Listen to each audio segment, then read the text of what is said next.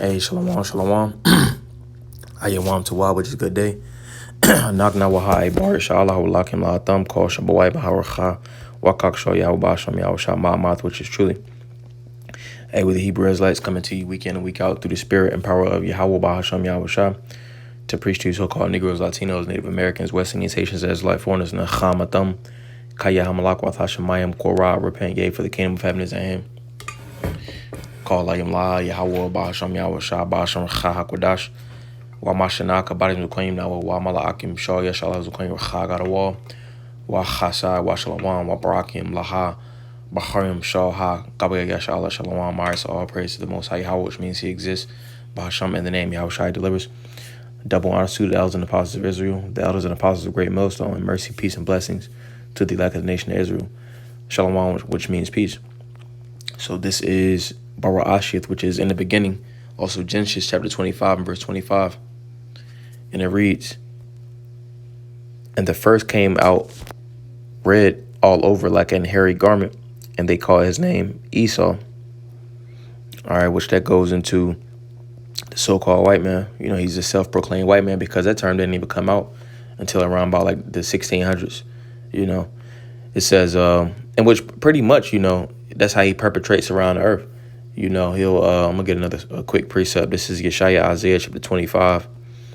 In verse 7, it says, and he will destroy in this mountain the face of the covering cast over all people and the veil that is spread over all nations. All right. And pretty much how Esau does, you know, he'll go around perpetrating as the Roman, the Greek, you know, the so-called white man, you know, the Caucasian race. He'll pretty much put different titles on himself to hide himself throughout the earth. You know, that's how he's able to get away with his deception, so to speak. All right, going back, this is Barashia, the Genesis chapter 25 and verse 25. It reads, it says, and the first came out red all over like an hairy garment, and they call his name Esau. And after that came his brother out, and his hand took hold on Esau's heel, and they call his name Jacob. And his name was called Jacob, Jacob. And Isaac was 80 years old when she bare them. And the boys grew, and Esau was a cunning hunter, going back to his deception. It says, and a man of the field. And, you know, when men of the field, you know, like, I'm going to get this in another version. It says, NLT, as the boys grew, Esau became a skillful hunter. He was an outdoorsman. And outdoorsmen, you know, they know how to, like, set little traps. You know, he was a hunter. You know, he was a man of the field. You know, so he knew how to set traps. You know, he was a thinker. You know, you go to Psalms, the 64th chapter in the 6th verse, or the 8th verse. So what Psalms the 64th chapter, it talks about how the heart is deep. You know, so he knows the different schemes and plots and stuff. Chiefly, you know, to set Jake up. You know, because he has that characteristic about himself. You know, how he's very observant. You know, he studies things. You know. But moving on, let's get this.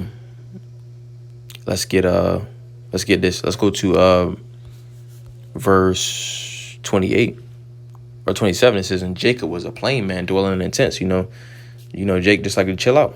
You know, it says, and Isaac loved Esau because he did eat of his venison, but Rebekah loved Jacob. And Jacob saw a pottage, and Esau came from the field, and he was faint. And Esau said to Jacob, feed me.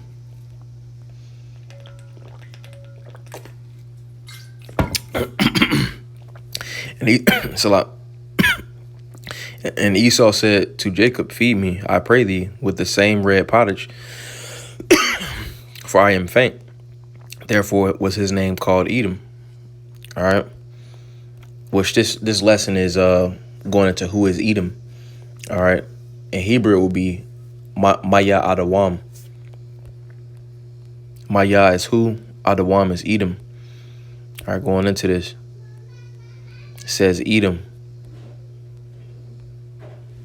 And I'm actually, it says it comes from Adam. And I'm going to get this right here.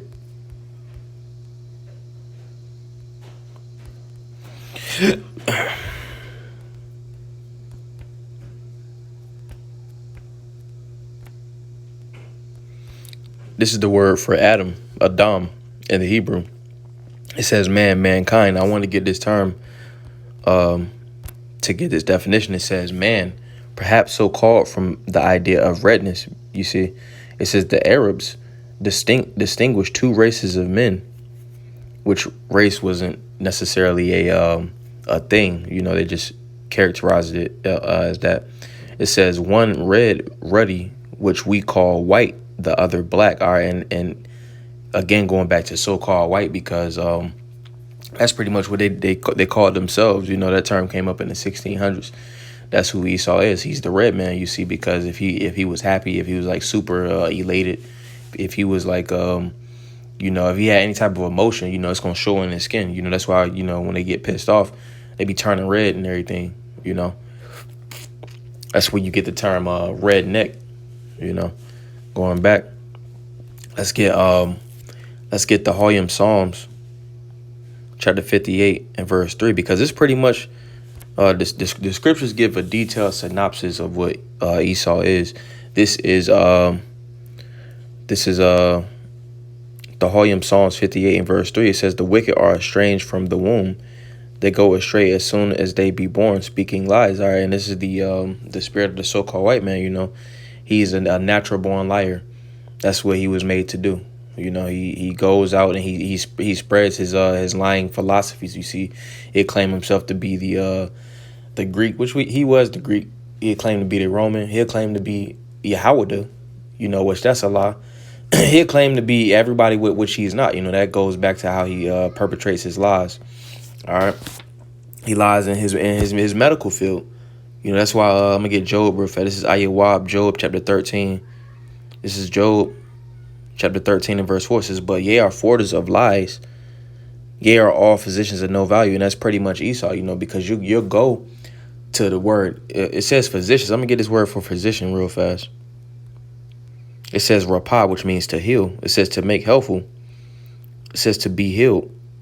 All right, which what is a so-called doctor supposed to do? They supposed to heal you, but you go into the actual term means to falsify, and that's pretty much what Esau does. He's a doctor. He falsifies, going back to this verse right here. But ye are forters of lies, falsifying. Ye are physicians of no value, a doctor. You see, continuing on. Even when you look at they medical field, that this juice, it'll help you. You'll keep your job, this and that, but whole time, like, it's gonna give you heart attacks. You're gonna drop dead. Like when it's 70 degrees out, you be 16 years old having a heart attack. Things like that. They say, hey, this is good for you, but whole time they just want your money and they want to lie to you because they know that, or they understand how their system is set up, and they understand that, hey, if a patient cure is going to lose money, and Esau is about that money, and he uses his lies to get what he wants. All right, let's go to Malachi, which Malachi goes into my messenger. This is Malachi chapter 1 and verse 3. I'm gonna start in verse 1. It says, the burden of the word of the Lord to Israel by Malachi.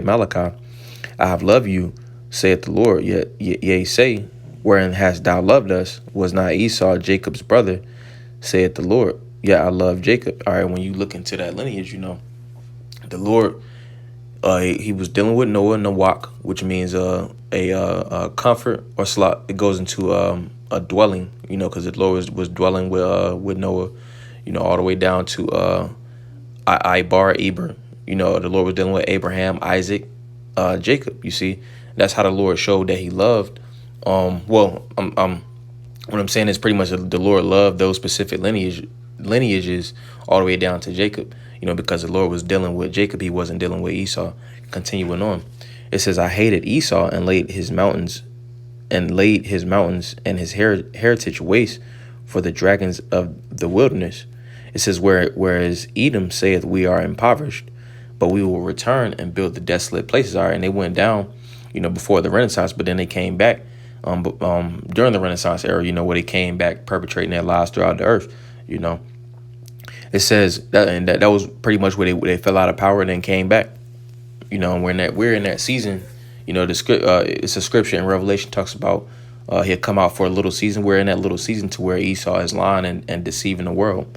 This back to Malachi chapter 1 and verse 4. It says, whereas Edom saith, we are impoverished, but we will return and build the desolate places. Thus saith the Lord of hosts, they shall build, but I will throw down. And what do we see? You know, they was pretty much they've been pretty much building nonstop, you know, from the time they came back up into power, you know, and even now they see that their kingdom is falling, you know, but these niggas still building goddamn parking spaces, parking lots, goddamn McDonald's, apartments. You know, the scriptures say they feel like they house is gonna continue forever. Let me get that precept real fast. This is the Holy Psalm chapter 49 and verse 11. It says, their inward thought is that their houses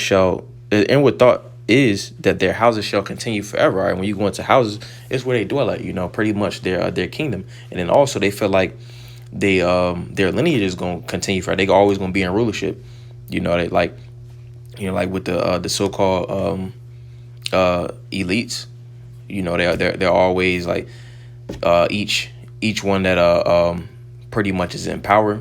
You know, they get like different heart transplants, trying to like continue forever. You know, they feel like, and even when they go into like space and stuff, they send you know, the different the different things out in space because they got plans to live on other planets. You know, but they're that dwelling, their habitation isn't going to be forever. You see, they're going to be judged for the things that they perpetrated throughout the earth. I'm gonna keep going. It says their inward thought is that their houses shall continue forever, and their dwelling places to all generations. They call their lands after their own names: America Vespucci, Amerigo Vespucci, Leo Cyprus, Africanus, Africa. You see, and even like Washington D.C. You know, they call their lands after their names. You see. Let's continue on. Let's go back to Malachi chapter 1 and verse 4. It says, thus saith the Lord of hosts, they shall build, which they're in the building process right now, but I will throw it. And they're building, they continue building their enterprise. You know, they're still going along with this, you know, this Karagma deal. You know, they're trying to build that NWO. You see? It's a lot. It says, they shall build, but I will throw down. And they shall call them the border of wickedness, and the people against whom the Lord hath indignation forever. You see, so the Lord hates the Edomites. All right. And it says, they shall build, but I will throw down. The Lord is going to destroy that so-called NWO and establish his NWO, so to speak. You know, the true way of living. All right.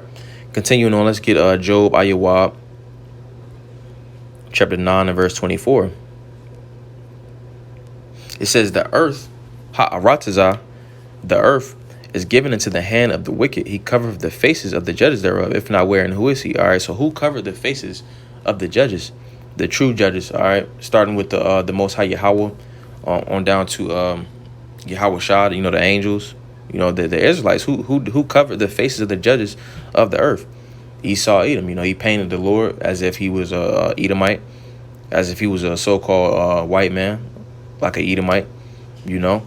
Esau is the one that did this, you see. Continuing on, let's get Habakkuk chapter 2 and verse 4. It says, behold, his soul which is lifted up is not upright in him, but the just shall live by his faith. All right, and the soul of the so-called white man is not upright.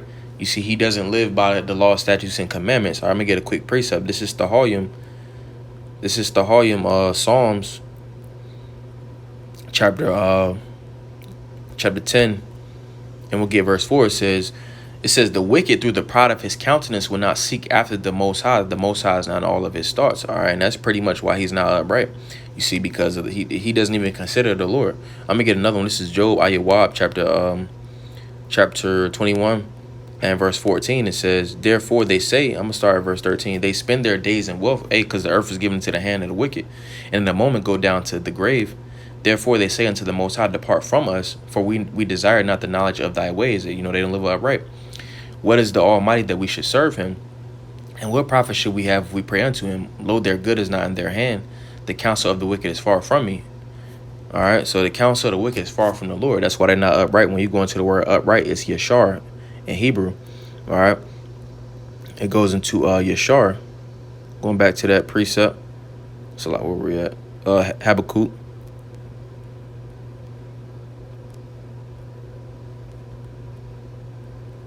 Goes into upright. It says Yashar or Yasharah to be straight, to be level, to be lawful, to be just. He's adverse to the scriptures, and we just got a couple examples. Let's get Ibarium, Hebrews chapter 12 and verse 16. It says, lest there be any fornicator or profane person as Esau, who for one morsel of meat sold his birthright. You see, so that's the spirit of the so-called white man. He sold his birthright for some food, showing you that he's carnal and he doesn't have any integrity. And for example, if you look at his justice system, it shows that he's carnal and pretty much he doesn't have any integrity. That's pretty much the spirit of the so-called white man. All right, let's get another one. This is Revelation chapter 6 and verse 4. It says, and there went out another horse that was red, and power was given to him that sat thereon to take peace from the earth. All right, who took peace from the earth? And that they should kill one another. And there was given unto him a great sword. All right, let's find where that great sword is. Let's get Revelation, or let's get Genesis, Barashith, chapter 27 and verse 40. Because that great sword was given to Esau Edom. This is Genesis chapter 27 and verse 40. And by thy sword thou shalt live and serve thy brother. And it shall come to pass when thou shalt have dominion that thou shalt break his yoke from off thy neck. All right, and that sword was given to Esau Edom. All right, going back up to verse 39. And Isaac, his father, answered and said that this is when Esau had sold his birthright, or after he sold his birthright. And Isaac, his father, answered and said unto him, behold, thy dwelling, all right, the earth is given to the hand of the wicked, shall be the fatness of the earth, and they eyes stand out in fatness. It says, and of the dew of heaven from above, going back to that abundance that they have, which you find in Psalm chapter 73. All right, they have more than the heart could wish, roughly paraphrasing. Continuing on, let's go back to Revelation chapter 6 and verse 4. It says, and there went out another horse that was red, and power was given unto him, because the Lord put him in that position, that sat thereon to take peace from the earth. You see, he took peace from the earth. Every Edomite nation is at war. They've been at war forever. It says, and that they should kill one another, and there was given unto him a great sword, and that great sword is pretty much a killing instrument. You see that being used day to day, daily. That's what the white man does. He kills. All right, and you can see that in his lifestyle. And let's continue on. Let's get Psalms, the Volume, chapter 73 and verse 7. Going back to the fatness, it says, their eyes stand out with fatness. They have more than the heart could wish. They are corrupt and speak wickedly concerning oppression. They speak loftily. You see, they speak wickedly concerning oppression. Slavery was, this amount of years ago. You should get over it, But they want reparations for slavery. Or they want reparations for losing their so-called property. You see? And that's them pretty much speaking wickedly concerning oppression. You see, because when you go into oppression, it should go into Shabbat or Salak Ishak. Ishak, which is gained by extortion or oppression. Because pretty much in oppression, you pretty much pressing on the house, or you pressing on a man, in captivity. That's what Shabbat goes into in Hebrew. Shabbat is oppression, the oppression of a spiritual man, and that spiritual man be the nation of Yasha'Allah, Israel. You see, and that's pretty much what Esau is doing. He's speaking wickedly concerning oppression in his laws. It says, I'm gonna read again. It says, and they are corrupt and speak wickedly concerning oppression. All right. So how else do they speak? It says that their tongue walks throughout the earth. It even says in the next verse, it says they are corrupt and speak wickedly concerning oppression. He's the one that writes the laws, and he writes them to oppress Jake. You see, and that's another way how he speaks wickedly concerning oppression. It says they speak loftily, they set their mouth against the heavens, and their tongue walketh through the earth. You see, because they set their mouths against the heaven. Who has their conversations in the heavens? The Israelites are. And first and foremost, they set their mouth against the Lord, Yahweh Bahasham Yahweh Shah. And then also those that have their conversation in the heavens, the Israelites. You see, their whole MO is to do things adverse to the scriptures, like we just got in Psalms chapter 10 and verse 4. And then also Job chapter 21, starting in verse 13. Continuing on, let's get 2 Thessalonians chapter 2 and verse 7. It says, "For the mystery of iniquity doeth already work. Only he who now letteth will let until he be taken out of the way." So the Lord is allowing this devil to, do his wickedness throughout the earth, do the prophecy. All right, then he's going to be taken out of the way. Verse 8, it says, "And then shall that wicked be revealed, whom the Lord shall consume with the spirit of his mouth and shall destroy with the brightness of his coming." All right, so the wicked Esau, even the so-called white man, the Caucasian race, is being revealed. You go to Isaiah chapter 49 and verse 10. It talks about how the Lord is making Esau bare, and that's pretty much what we're in the process of right now. Even his own people are telling on him. You go to Psalm chapter 64. It talks about how pretty much those of their own nation is given the inside scoop. All right, it says, "Whom the Lord shall consume with the spirit of his mouth," the prophets. It says, "And shall destroy with the brightness of his coming." All right, and this devil's going to be destroyed, when Hamashiach returns. All right. I'm going to keep going. Verse 9 says, "Even him whose coming is after the working of Shaitan with all power, signs, and lying wonders." All right, so pretty much, he does the bidding of Satan on the earth. All right, with the signs and the lying wonders. You'll be able to walk again if you get this charagman. Like all his different inventions and stuff like that. All those are the workers of Shaitan. You see, it's not of the Lord, because Esau does the bidding of Satan, Shaitan. And we can see that in the scriptures that we just pulled out. Everything he does is adverse to the scriptures. The scriptures say, "Hey, do this." Esau like, "Nah, do that." Continuing on, let's get Genesis, Barashith, chapter 36 and verse 8. "Thus dwelt Esau in Mount Seir." Esau is Adawam. So the father of the Edomites is Esau. And these are the generations of Esau, the father of the Edomites in Mount Seir. You see, Esau was the father of the Edomites. All right. And as we see in the scriptures, let's get that real fast. This is Quahalat Ecclesiastes chapter 4 and verse 16. It says, "There is no end of all the people, even of all that have been before them. They also that come after shall not rejoice in him. Surely this also is vanity and vexation of spirit." All right, so pretty much the people that was in the past, they're still here. You see, the Israelites are still here. All right, the Ishmaelites are still here. All right, Cush is still here, and so on and so forth. All right, let's get Isaiah Yeshaya chapter 34 and verse 5.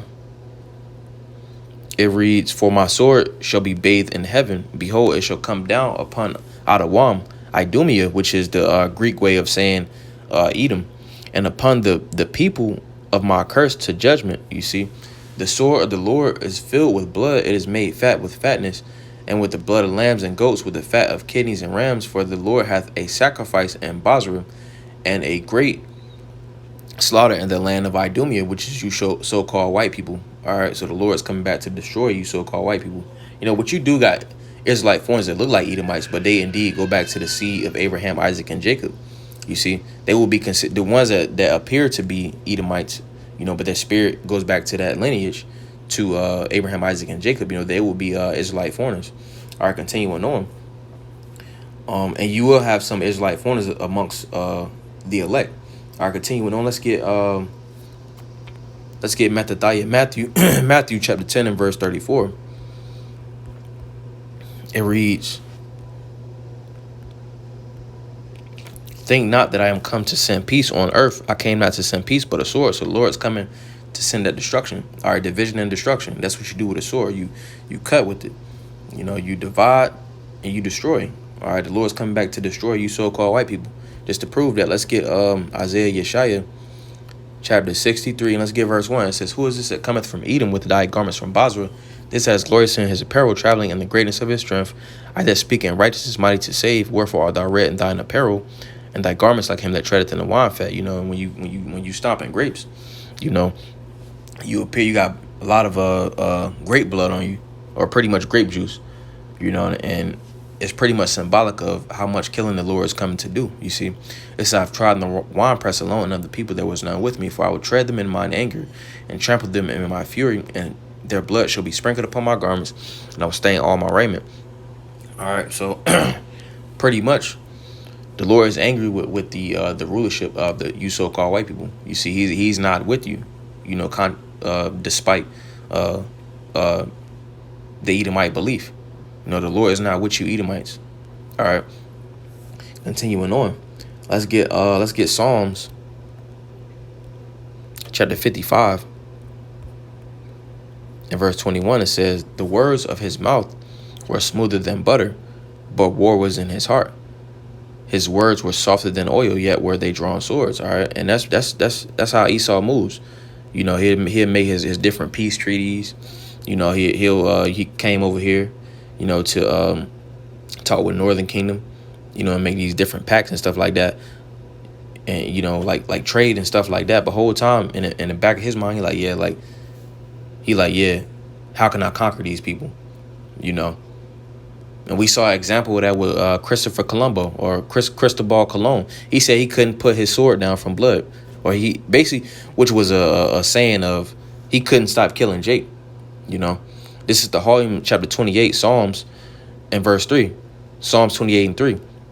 "Draw me not away with the wicked and the workers of iniquity, which speak peace to their neighbors, but mischief is in their hearts." That's pretty much what they do. They'll tell you all you want. We just got the scripture, Psalms 58 and 3. How they're forters of lies. They make lies. They prosper in that left hand. You go to Psalms 144 and verse 8, talks about how they pretty much they thrive on that wickedness. Their right hand is a right hand of falsehood. You see, so the whole time they doing this, but they trying to deceive you. They doing like a pump fake. But the Lord got his number. He's going to be judged for that. That's why verse 4 says what it says. It says, "Give them according to their deeds and according to the wickedness of their endeavors. Give them after the work of their hands. Render to them their desert." All right, that's just desert. And desert goes into gamawal in the Hebrew, all right, which means a recompense or retribution. You see, because Esau is going to receive a just punishment for what he's done in this earth. All right, continuing on. Let's get 1 Samuel, Shamwa Allah, chapter 15. We'll get verse 2. It says, "Thus saith the Lord of hosts, I remember that which Amalek did to Yasha'Allah Israel, how he laid wait for him in the way when he came up from Egypt."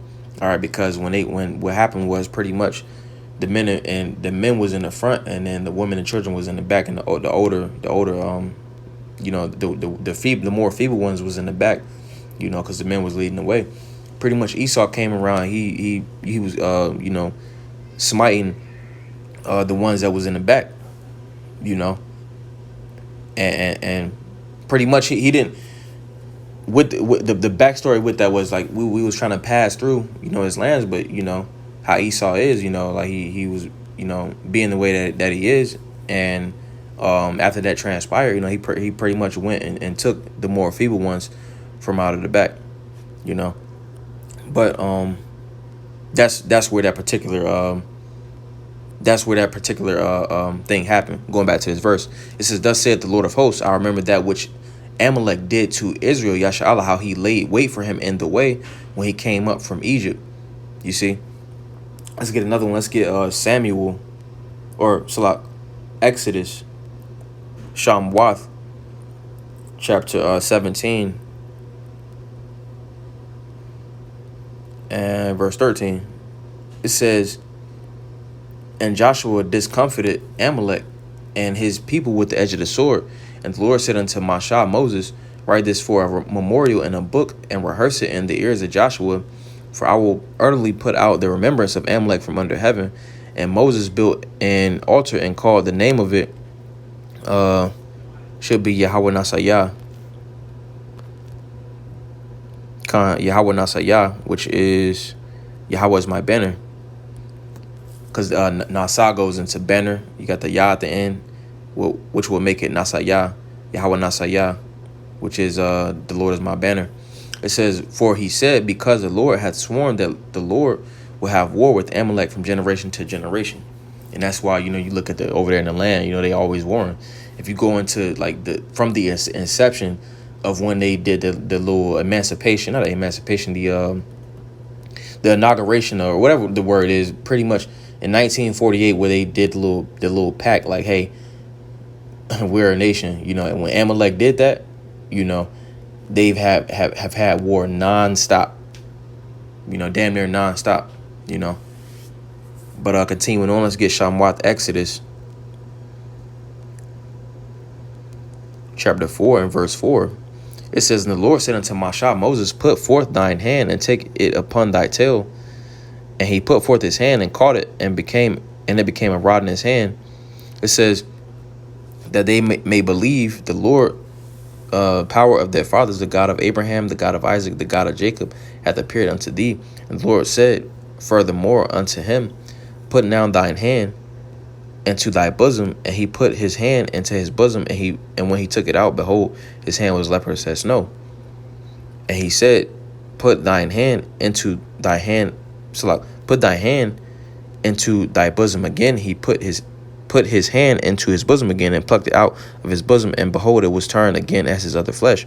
Showing you that, you know, going back to how Esau is always lying, you know, it's showing you that, you know, Moses, like even with the movie The Ten Commandments, you know, they had Edomites playing that. It's showing you that he couldn't have been an Edomite, you see, because how you take your hand and it was leprous or so-called white at first. How you put it inside your chest and then take it out and it's still white. That doesn't make any sense. You know, it says his hand was leprous as snow. It says, and he said, put thine hand again. I'm gonna go down some. It says, and it was turned again as his other flesh. So pretty much it turned back to where it was brown. Because when you what's a lot? I was trying to see what it said in the other translations, but pretty much you can't you can't be a Edomite, or Moses couldn't have been an Edomite, basically, you see, because his hand was already brown. All right, he took it out and it turned as leprous as snow. And then another example, if Moses was hiding amongst the Egyptians, and the Egyptians was dark skinned, how exactly would he be able to covertly be amongst them? You know, that wouldn't make any sense. You know, showing you that Esau perpetrates his lies. You know, but let's continue on. I got one more. Let's get Devarim, Deuteronomy. This is Devarim, Deuteronomy chapter 28 and verse 46. It says, and they shall be upon thee for a sign and for a wonder, and upon thy seed forever. All right, so the curses, you know, the curses pretty much show who the Israelites are, you know, and this description doesn't fit Esau. You know, Esau, going back to Psalm 73, he has a fatness of the earth, so he can't be the Israelites. You know, the scriptures don't fit him. You know, he don't fit the description. Even though he would like to be, he tries to claim that he was this person, he was that person, that person, that person. Even though he would like to be, it doesn't fit him. And through the spirit, his spirit doesn't fit the scriptures. He's adverse to the scriptures. There was a beautiful edification through the spirit. Wa Adawan Ratazah, a thumb yash yawam tawab. You all have a good day. Shalom, shalom.